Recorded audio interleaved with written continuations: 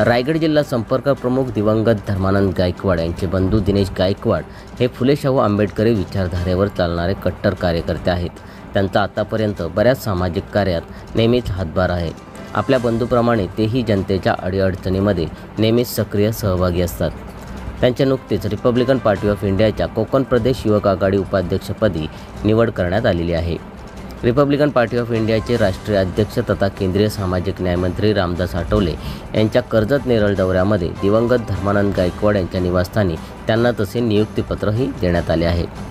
यावेळी कोकण प्रदेश युवक आघाडी अध्यक्ष सुशांत सकपाळ, रायगड जिल्हा अध्यक्ष नरेंद्र गायकवाड, कार्यकारिणी सदस्य सुमित मोरे, युवक जिल्हा अध्यक्ष प्रमोद महाडिक, कोकण नेते राहुल डाळिंबकर, कर्जत तालुका अध्यक्ष हिरामणभाई गायकवाड, युवक अध्यक्ष अमर जाधव, उपजिल्हा अध्यक्ष तानाजी गायकवाड, नरेश गायकवाड, रायगड भूषण, किशोर गायकवाड, राजेश गायकवाड, उत्तम गायकवाड, प्रवीण गायकवाड, संदीप गायकवाड, दीपक गायकवाड, भालचंद्र गायकवाड, महेश वाघमारे, सुरेखा कांबळे, महिला कर्जत शहर अध्यक्षा वैशाली भोसले, वर्षा चिकणे, कविता शिंदे आदी मान्यवर मोठ्या संख्येने उपस्थित होते.